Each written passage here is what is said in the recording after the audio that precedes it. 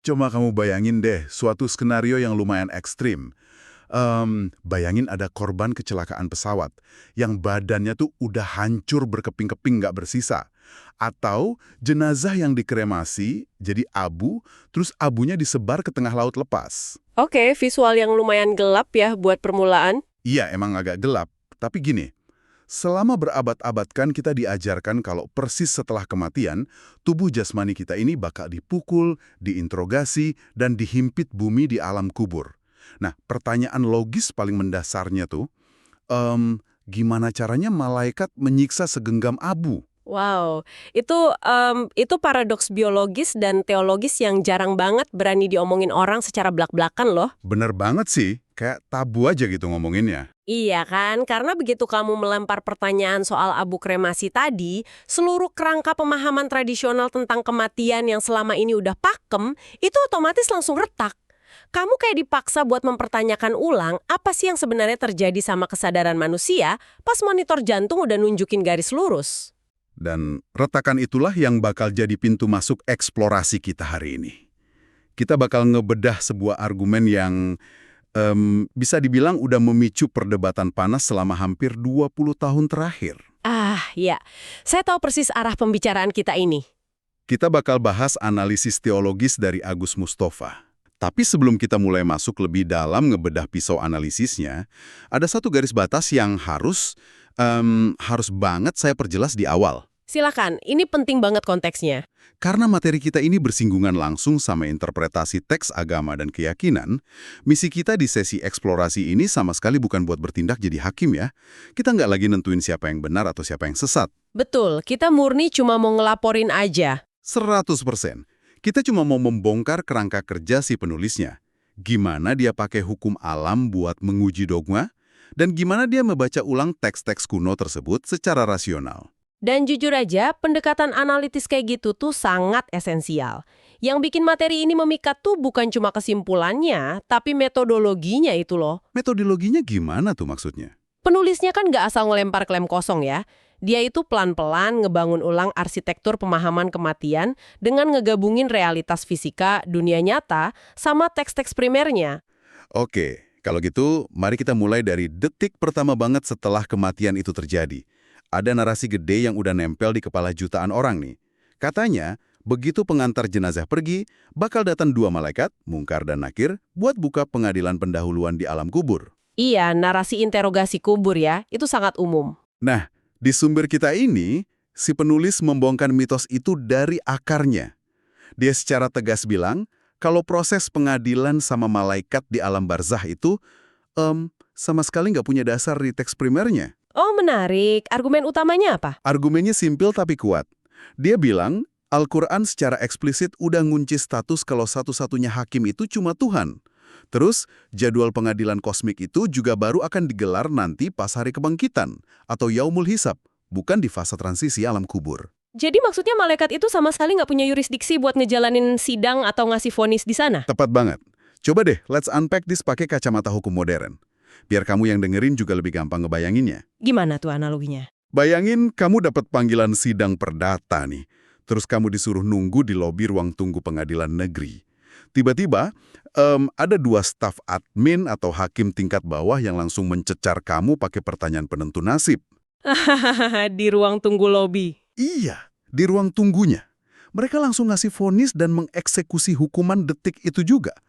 Padahal, sidang resmi sama Hakim Agung di Mahkamah Agung itu baru dijadwalin bertahun-tahun kemudian. Wah kacau sih sistem birokrasinya kalau gitu. Nah, itu dia poinnya.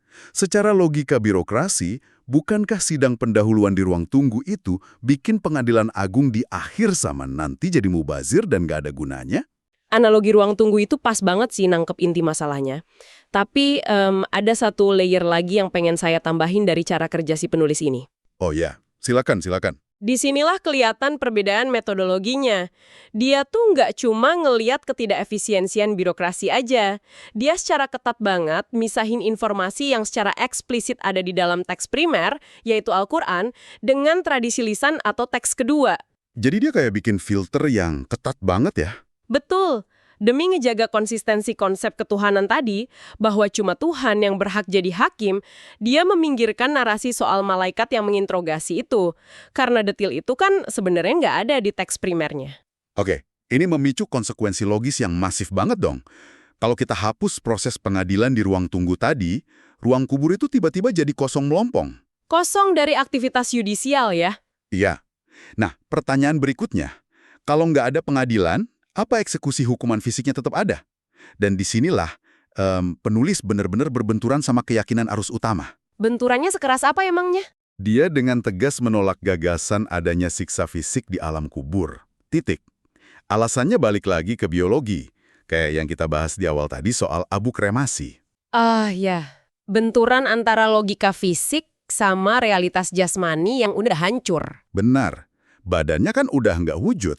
Gimana mekanismenya menyakiti sesuatu yang sistem saraf sentral, sama reseptor rasa sakitnya tuh udah melebur jadi tanah atau terbang ketiup angin. Here's where it gets really interesting. Dari kacamata neurobiologi, rasa sakit fisik itu kan mutlak butuh medium jasmani ya kan? Iya dong, butuh saraf buat ngirim sinyal. Tepat. Tanpa ada sistem saraf dan otak yang utuh, konsep disiksa secara fisik itu benar-benar kehilangan pijakan logisnya. Dan penulis ini secara cerdik nunjukin disonansi itu.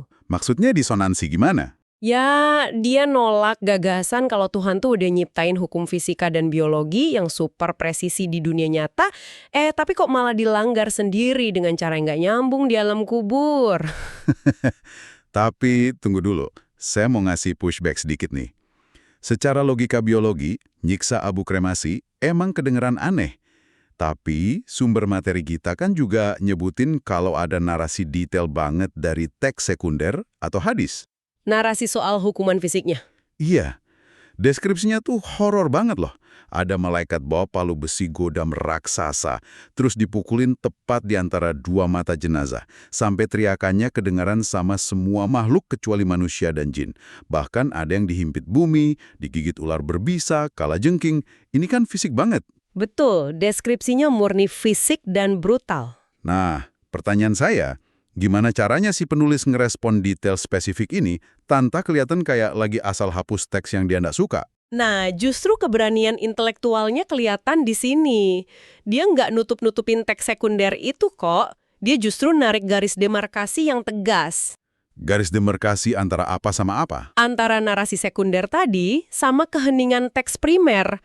Ketika dia ngecek ulang teks primernya, dia nemuin kalau di sana tuh nggak pernah ada informasi soal azab atau pengadilan fisik buat orang yang udah meninggal di alam barzah. Oh, wow. Jadi teks primernya bersih dari detail palu godam dan ular berbisa itu? Bersih 100%. Dan buat penulisnya, keheningan teks primer ini bukan kebetulan. Ini mengkonfirmasi kalau dimensi barzah itu emang bukan alam material. Oke, ini menarik. Tapi pasti banyak dong yang nentang dan pakai ayat-ayat spesifik buat ngebantah teori dia ini. Oh jelas, di sumber materinya juga dibahas kok soal perdebatan ini. Ada 2 ayat yang sering banget dipakai buat menjustifikasi siksaan fisik. Ah iya, surat Al-An'am ayat 93 ya, yang nyebutin malaikat mukul tangan sambil bilang, keluarkan nyawamu. Sama satu lagi, surat Al-Anfal ayat 50, soal malaikat mukul muka dan punggung. Betul sekali. Kalau dibaca sekilas aja, ada kata memukul, ada muka, ada punggung. Kelihatannya fisik banget kan? Ya iyalah, buat orang awam itu udah legitimasi mutlak kalau ada kekerasan fisik setelah mati. Gimana cara dia ngejawab ini? Disinilah dia ngelakuin rekontekstualisasi ayat, yang menurut saya brilian banget. Dia menggeser timeline-nya. Menggeser timeline, maksudnya waktunya dipindah? Iya. Dia mengkritisi interpretasi mainstream dengan bilang kalau ayat-ayat itu sebenarnya sama sekali bukan nyeritain kejadian di alam kubur. Hah? Terus kejadian di mana dong, kalau bukan di kubur? Itu adalah deskripsi momen sakaratul maut, detik-detik pencabutan nyawa. Coba perhatiin kata-katanya tadi, keluarkan nyawamu. Oh, keluarkan nyawamu berarti nyawanya masih ada di dalam badan ya? Persis. Itu kalimat imperatif yang nunjukin prosesnya lagi berlangsung. Tubuh fisiknya masih fungsi, makanya bisa kerasa pukulan di muka atau punggung. Kesadarannya masih di ambang batas kematian. Astaga. Jadi ini sebenarnya murni masalah kesalahan ngebaca timeline doang dong? Biar gampang dimengerti, ini tuh ibarat kita lagi nonton film di bioskop. Boleh, boleh. Coba jabarin analogi filmnya. Selama berabad-abad, orang tuh ngira adegan malaikat mukul punggung ini adalah post-credit scene. Adegan ekstra yang muncul setelah filmnya selesai, layarnya udah gelap, dan kita udah di dalam tanah.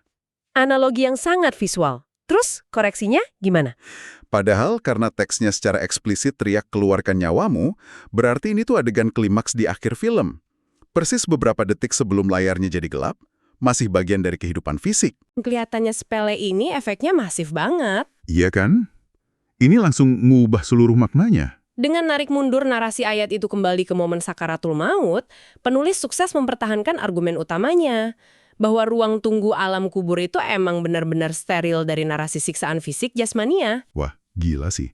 Tapi tunggu, ini nyisain satu pertanyaan besar. Kalau pengadilannya nggak ada, palu besinya nggak ada, pukulan malaikatnya ternyata terjadi sebelum masuk kubur, terus di alam barzakh itu ada apaan dong? Nah, ini mengarahkan kita pada penemuan inti dari riset sumber ini. Kalau bukan fisik, lalu apa esensinya? Berdasarkan pemetaan ayat-ayat di materi ini, si penulis menyimpulkan kalau alam barzakh itu adalah alam jiwa, alam mental dan psikologis. Dan dia ngebagi penghuninya ke dalam 3 golongan realitas mental yang beda-beda. Tuh yang namanya pengadilan atau siksaan. Mereka dikategorikan hidup dan langsung dapat rezeki. VIP lounge ya, kalau pakai istilah modernnya, akses langsung ke kedamaian. Terus yang kedua? Nah, yang kedua ini kebalikan ekstrimnya. Golongan orang-orang kafir atau tiran yang zolim banget. Contoh purwarupa yang dipakai di sini adalah Fir'am. Ingat ya, badan Firaun kan udah jadi mumi, jadi siksa fisik benar-benar nggak relevan di sini. Terus apa yang dialami kesadarannya? Mereka kena yang namanya teror mental. Jadi bukan badannya yang disiksa, tapi mereka itu ditampakkan neraka setiap pagi dan petang. Siksaan fisik yang benerannya baru nanti di hari kiamat. Proyeksi visual ya? Bener. Jadi perasaannya tuh kayak lagi ngalamin mimpi buruk yang luar biasa nyata dan gak kelar-kelar. Dan golongan yang ketiga. Golongan ketiga ini orang awam biasa yang timbangan baik buruknya belum jelas. Mereka ini ditidurkan aja sama Tuhan. Mode hibernasi dong. Iya, kayak deep sleep gitu. Mereka cuma nunggu pengadilan tanpa disiksa.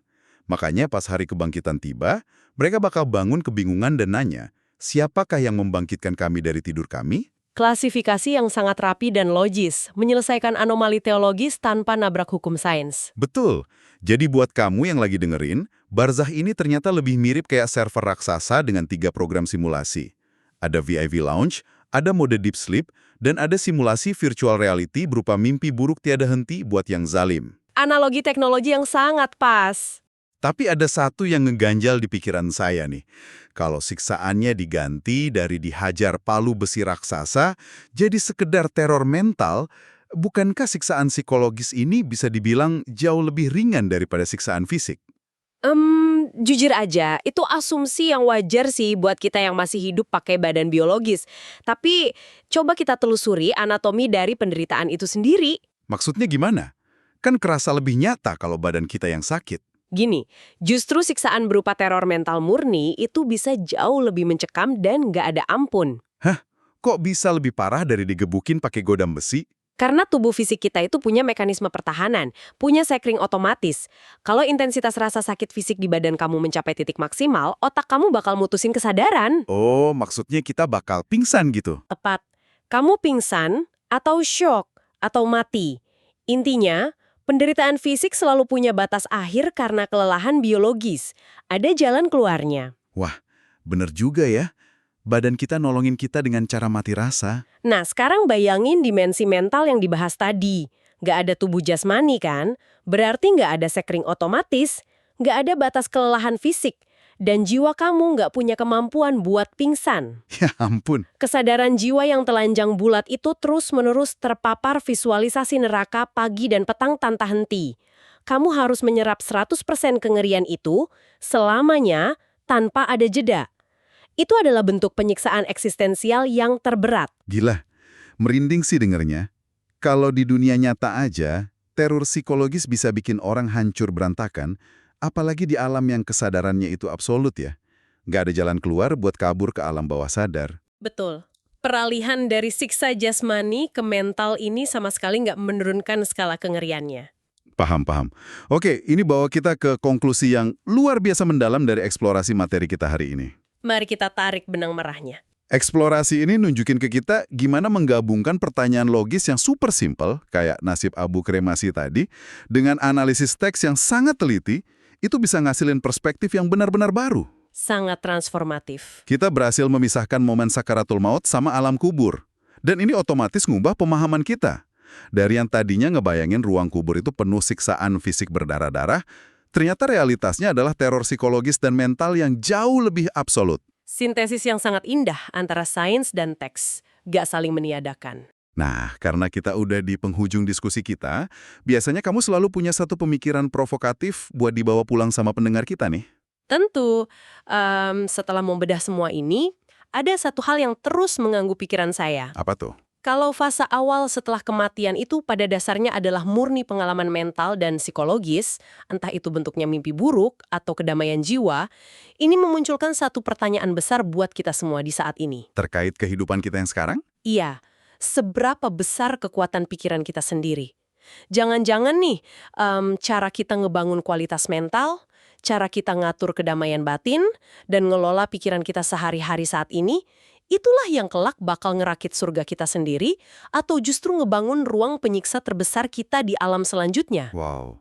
Jadi arsitekturnya lagi kita bangun sekarang ya, di dalam kepala kita. Tepat, surga atau neraka itu mungkin pondasinya ada di balik tengkorak kita sendiri. Itu penutup yang benar-benar bikin kita harus introspeksi diri dalam-dalam malam ini. Dan buat kamu yang udah dengerin kita membedah teologi dan logika ini sampai akhir, terima kasih banyak. Sama-sama belajar kita di sini. Di era di mana informasi itu meluap-luap dan dogma sering banget diterima begitu aja, selalu penting buat kita untuk tetap penasaran, terbuka sama perspektif baru, dan terus ngelatih nalar kritis kita.